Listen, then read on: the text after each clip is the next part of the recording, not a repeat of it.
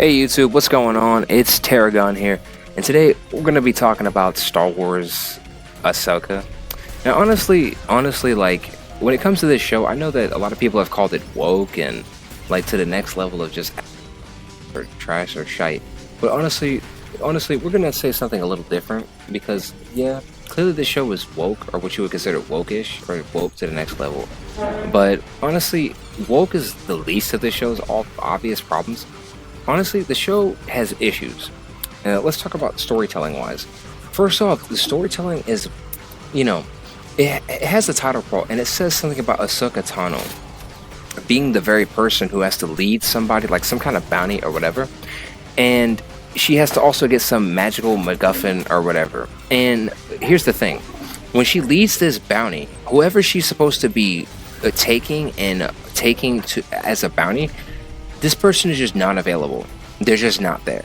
And it's like, okay, so why do you have in the title crawl that she's supposed to be taking a bounty somewhere to the bounty office or whatever, or the people for them to face accountability for whatever they did or whatever, if they're not even available in the show? And his apprentice. And I will give the show this, and at least the Sith guy was kind of badass. Yeah, and his apprentice was kind of cool. There you go, something good, I guess. Anyway, also the other good elements of this show that I thought were actually good, was the fact that Ahsoka Rosario Dawson, the person who's playing Ahsoka Tano, is pretty good at acting. She's more subtle and she's more mature, right? She's a much more mature and tame and calm character. She's much more subtle. And I think that's actually good. She's not very overt like she was in Clone Wars, and that shows that she's grown over time, and that's good. And she's clearly grown from, if you've seen some of the later seasons of Rebels and what she went through when she saw Darth Vader again and all that, and that's pretty good. Now, when it comes down to some of the other elements, it was that the show does a poor job of explaining its own plot points. Because if it's talking about a bounty hunter that she has to distribute to a certain area, the real plot has nothing to do with that. So far, the real plot is really just about getting a MacGuffin. That's what it is. It's a MacGuffin. And I'm like, okay, so what does this have to do with her escorting some bounty or something? Yeah, what the hell is this? Right, so the show has to do a better job of explaining its own plot points. Then the Ahsoka show has this plot point about Ezra and Bridger, from Star Wars Rebels. And he shows up, and they're trying to establish plot elements that were unfinalized or unfulfilled or not fully realized at the end of Star Wars Rebels, and they're trying to fulfill it here in the Ahsoka show. And honestly, it feels a little distracting.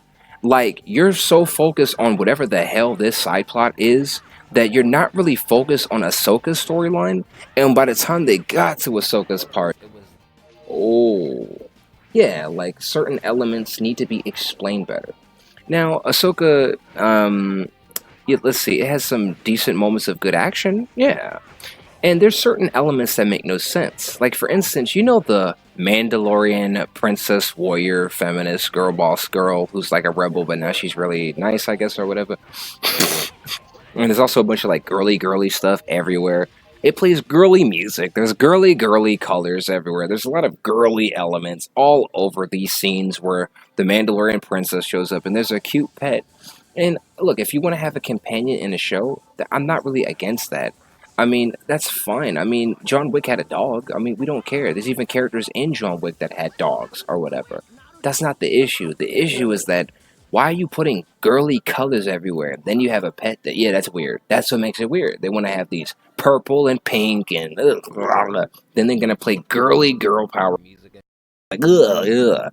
So that was a nightmare. And then on top of that, they had other stuff too. Like, she fights the evil Sith girl. And then the evil Sith girl actually slices her with a lightsaber. And I'm like, what? Yeah, and I'm like, okay. And after that, I'm like, okay, will she be able to learn to fight back? And then she can learn how to defend herself or something? And, maybe we can see her get a rematch? Something interesting? They ended up doing this. This is very strange. And they've done this a lot in Disney Star Wars lately. She was stabbed through literally right through, and it heals in like a day. I'm like, what the fuck? Was this some kind of force healing? None of that. She just, I think it was Bacta or something. I'm like, how is that possible? Even Bacta can't heal you that fast. What the fuck is this? Do they know anything about Star Wars lore? No, because in the new Disney Star Wars, they disregard the lore. They don't give a shit about logic or continuity or anything. You can just heal in one fucking day from some fucking life-threatening injury, and in a coma for like a day or some shit. Because apparently the last Jedi takes place a day after The Force Awakens, because that makes logical sense. And he was sliced through the spine, he healed in like a day, and I'm like, what the fuck? Over some ridiculous, whatever, mumbo jumbo, you insert logic here, because there is none. So once again, they disregard the lore and all this other stuff. Now, aside from this kind of nonsense and shenanigans that are going around, the show was okay. The real issue that I have with Ahsoka, at least so far, because I actually haven't finished it, guys, and I will. And when I do, you know, I'm still gonna make more commentaries and stuff, and I'm also going to, create, probably like an analysis and stuff like that, like a little analysis of the show and stuff, like a short critique or some kind of review or something, you know, diving into the elements and the aspects, and even pointing out its woke elements and whatnot, and might even bring in a woke-o-meter, because there's a website called Is It Worth It or Woke, and they've got a woke-o-meter to let you know the woke elements, or whether it's woke-ish, and the wokeness in the woke aspects. Hey, these things are important. I'm sorry, I just couldn't hold back my laughter. But anyway, so the problem is that that yeah, in the show, clearly, yes, if you want to really go there in the woke term, yes, she's a girl boss feminist girl who's taking over. And what's weird about Ahsoka is that even outside of just the woke aspect that you can kind of already see inherently already, you see, the fact that Ahsoka is supposed to be this person who was there after the events of Attack of the Clones, it's so distracting, because it's like, we didn't see you in the prequels at all, but we're expected to believe that somehow the person who, in Revenge of the Sith, after the events of Ahsoka even being there, was rejected from being the master. He was rejected from being a master, but somehow he had an apprentice all along. But, ow, in the expanded universe, ow, Darth Vader had a apprentice. Ow, that's the same thing, ow. No, it's not. Darth Vader had 3 different apprentices on 3 different occasions. They all had different names. One of them was Starkiller, but he had 2 more. One of them was a woman. He had different apprentices, not just one. And that was after he became Darth Vader. And that was in between the events of episodes 3, 4, and 5. Yeah, so he had multiple interactions with different Sith as well, and other Jedi. Darth Vader killed tons of Jedi, and he fought and took down tons of Jedi even after the events of the prequels that we don't even know about unless you read the EU or some shit, or Disney's new shitty canon. But yes, so if that's the case, if he met all and interacted with all these Siths, and he's not in the Jedi Council, so no one can really restrict his power, and he has a huge grip on the galaxy, it makes sense he would have an apprentice. That makes perfect sense. How did he have an apprentice as Anakin if in the prequels you never see this woman, and then in Revenge of the Sith they said, we don't grant you the rank of master? This is outrageous. What the hell is... This is outrageous. Sorry, I just couldn't resist. So, I don't understand, like, that makes no sense. Ahsoka, the reason why she's so highlighted is because it is so obvious she was some addition from some weird dude's fetish. Dave Filoni is a perverted bastard who prioritized his own weird perverted fetish over the logic and continuity and creativity of the creative medium.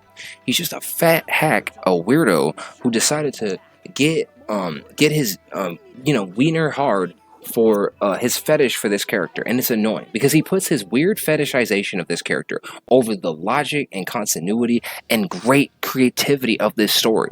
For instance, this clown will adapt something like Tales of the Jedi, which was originally from Tom Vike, but he'll make it his own by just shoving Ahsoka everywhere. This is different because it's Ahsoka's backstory this time around. That's what makes it different. Good God, this fat hack. Then on top of that, he'll take something else. Heir to the Empire. We're making a new movie. It's Heir to the Empire. This time it has it. Again. That's what makes it special. That's what makes it unique. I'm excited. Are you? No. You fat hack. No one's excited because you ruined everything. Then on top of that, he'll take Heir to the Empire from Timothy Zahn, which is one of the greatest Star Wars stories of all time, if not the greatest by many fans' merits. And he'll steal the title, but it'll have nothing to do with the original story. But of course, he'll plaster Ahsoka everywhere because this fat hat can't control his weird fetish for this damn woman. And we don't even see her inside of the prequels, so what the fuck is she always doing here? Good God. So yes, the show might be wokish or whatever you want to say, and yeah, the show might be kind of shitty in some regards, or you know, kind of, you know, in certain regards. Now, I wouldn't say it's super shitty. Like, let me take that back. You see, the real thing is then, it has problems. There's no doubt, but it's not nearly as shitty as the fans put it out. Was the hate blown out of proportion? Yes, a little bit. Now, yes, clearly it's got wokish bullshit going on.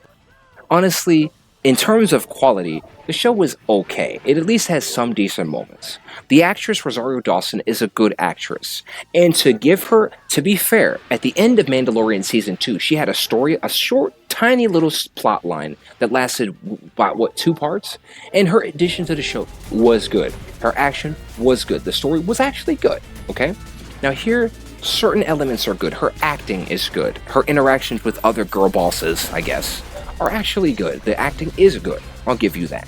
So, and also the villain, the Sith guy, was a good actor. He's really good. May he rest in peace. I heard he passed away. Wow, you lost a really good one, guys. I am so sorry for your loss. I'm so sorry. He is a great actor, and it would have been great to see him in Season 2. So, there goes the good elements of the show. It's not as bad as people blew it up to be, but it damn sure isn't really a good show. You know, I mean, sorry, it damn sure isn't really like some masterclass of Star Wars. It's not really. It's all right, and so far it needs help. What it needs is to better explain its plot points, focus on having more, more story-driven action, and have a better, more definitive storyline. Right, and stuff like that.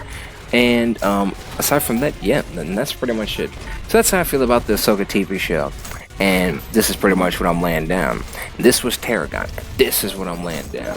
And hey guys, you know, it was great talking to y'all, and see you in the next one. And soon, guys, I'm coming out with some new stuff. I have a new series coming out. It's gonna start as a commentary at first, but it's gonna go a little bit deeper, and you're gonna see what I mean soon. I've got new things coming out. But for now, I'm tired of shit, so I'm gonna give you some commentaries. Love y'all, and I'll see you guys.